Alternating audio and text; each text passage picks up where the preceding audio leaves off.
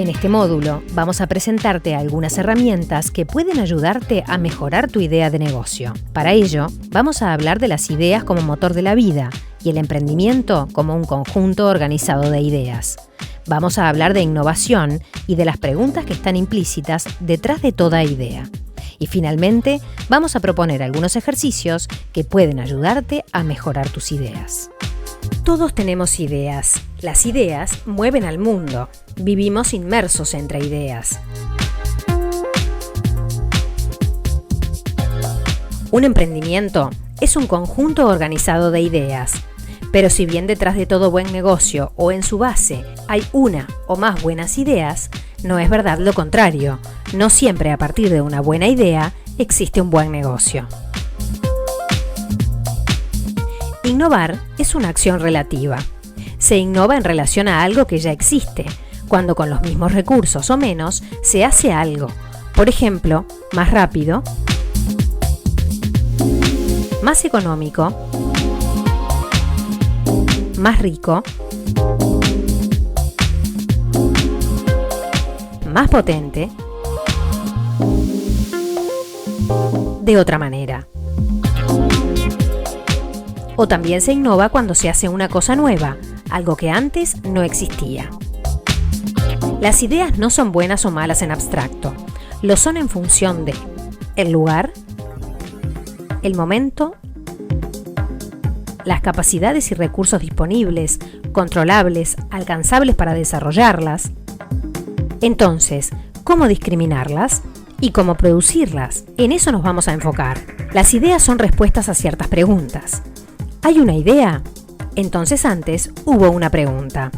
Alguien se preguntó algo y produce una idea o varias como respuesta a esa pregunta. Es bien importante este punto. Para producir buenas ideas, hay que hacerse buenas preguntas. No hay innovación o generación de ideas sin referencia a una preocupación o desafío en concreto. Las buenas preguntas están relacionadas con una preocupación específica. El famoso ejemplo de Arquímedes, a quien se le ocurrió la forma de averiguar si una corona estaba hecha toda de oro o tenía mezclados oro y plata en su composición.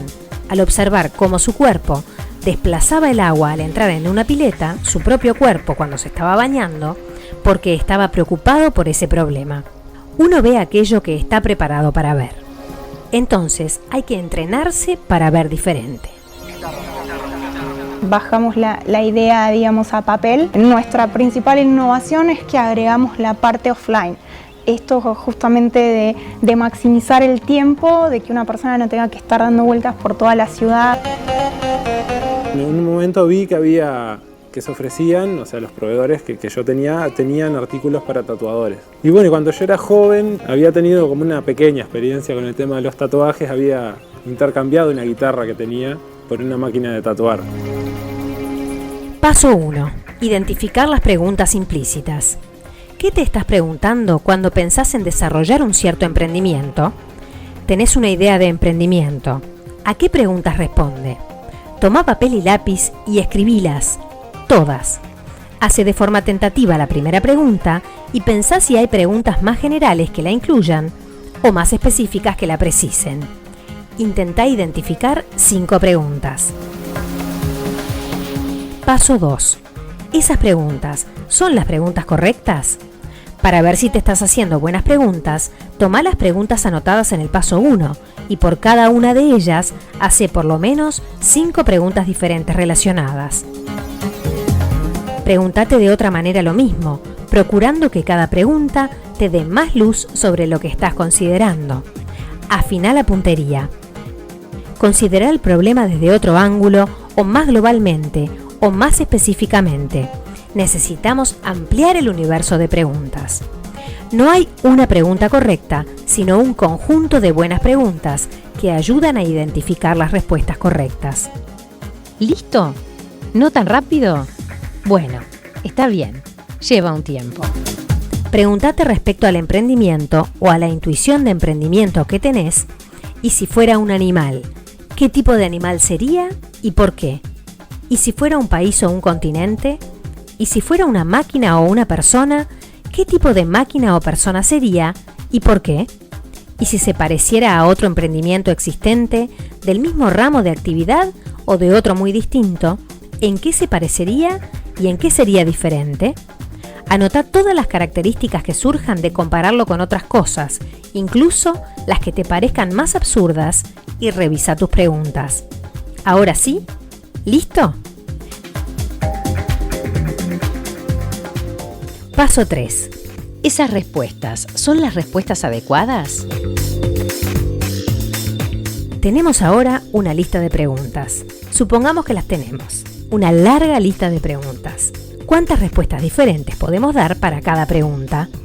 Aparte de la intuición o respuesta original que dio el origen a esa lista de preguntas, ¿de cuántas otras maneras podemos dar respuesta a cada una de esas preguntas? Identifica por lo menos 3 respuestas diferentes para cada pregunta. Por lo menos 3. Si son más, tanto mejor. ¿Qué respuestas darían otras personas? Imagínatelas. Preguntales. Anotalas. Paso 4. Innovar es reordenar, combinar, conectar. Ahora tenemos una larga lista de respuestas. ¿Las tenemos? Revisalas todas. Repasalas una por una. ¿Cómo se pueden combinar? ¿Cómo se pueden conectar? ¿Qué nuevas respuestas nos sugieren? Cuentan que a Philo T. Farnsworth, el creador de la pantalla de televisión, se le ocurrió la base de su funcionamiento viendo a su padre arar la tierra. Percibió que el conjunto de líneas horizontales que el tractor trazaba en la tierra generaban un dibujo, una imagen, e hizo en su mente lo que algunos denominan una conexión inesperada. Ató 2 o más niveles de realidad.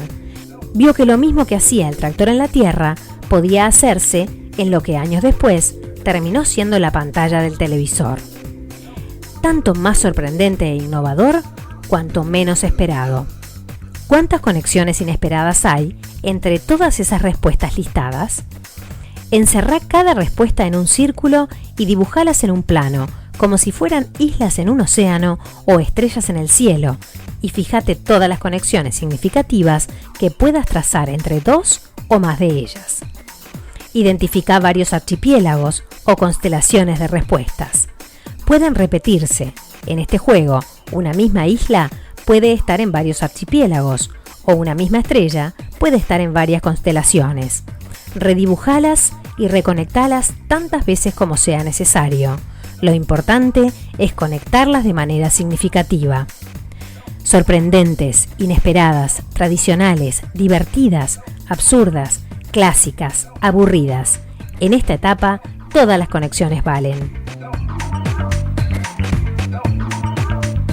Paso 5. ¿Qué no va a cambiar? Ahora hay una lista de ideas y conexiones significativas que prefiguran un emprendimiento. Elegí 3 de ellas, las que a priori te resulten más atractivas. De esas 3, elegí una de ellas y considera pensando en los próximos 5 a 15 años. ¿Qué es todo lo que crees que no va a cambiar para que esa idea se mantenga vigente? Tanto en lo referido a lo personal como a lo regional, a lo nacional o a lo mundial. Hacé la lista de no cambios esperados, de invarianzas, de elementos hechos o fenómenos significativos para esa idea que estimas que no van a cambiar en los próximos 5 a 15 años. ¿Listo? Por lo general, nadie nota a la ley de gravedad en los cambios no esperados, es decir, el que se espere que se mantenga como ley universal, y que cada vez que sueltes un objeto que tengas entre manos, éste caiga al piso. Y parece razonable no anotarlo, al menos de primera mirada para la mayoría de los proyectos. Pero revisá, ¿estás seguro que anotaste todos los no cambios significativos en ese horizonte 5 a 15 años para esa idea o preproyecto? Bueno, si estás seguro, ahora al lado de cada anotación, anotá de cuántas formas diferentes podría llegar a cambiar si cambiara. Aunque lo creas improbable, responde para cada anotación de no cambio la siguiente pregunta. ¿Y si cambiara? ¿De cuántas formas diferentes podría llegar a cambiar?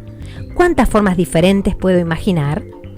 Hace este ejercicio para todas las ideas que hayas generado en el paso 4. Lista todas las anotaciones de cambios y cruzalas con las ideas generadas. ¿Surge alguna idea nueva? ¿Es necesario hacer alguna modificación o transformar alguna de ellas? Paso 6. Inventar el futuro. Bien, ahora selecciona las que en primera instancia consideres las 5 mejores ideas o bases de ideas generadas a través de este proceso de producción y recombinalas de forma creativa para generar las que a priori puedan considerar como las mejores alternativas. Alguna puede quedar sin recombinar o transformar, y vamos a ver ahora en el módulo 4 si alguna o alguna de ellas pueden sostener una oportunidad de negocio. Al primero que se lo conté fue a mi papá, y mi papá es retuerca y le encantó la idea. Es más, me empezó a dar ideas. Y la verdad me parece re importante el poder decírselo a las personas, porque como que vas validando los conceptos. O sea, que hay que perder el miedo de comentarlo, porque las personas siempre te suman. Todos venían con la misma problemática, ¿viste? Y entonces, bueno, empecé a ver que por ahí estaba pasando algo. Y bueno, empecé a investigar un poco más y sí, resultó que sí. No existía un proveedor que fuera exclusivamente de insumos, y los que vendían eran los tatuadores que vendían su excedente o bueno, algo que tenían y lo podían comercializar, pero era muy poco. Entonces como que encontré un nicho de mercado ahí bastante interesante y bueno, como que eso me fue convenciendo de que sí, que realmente había una oportunidad de negocio detrás de eso.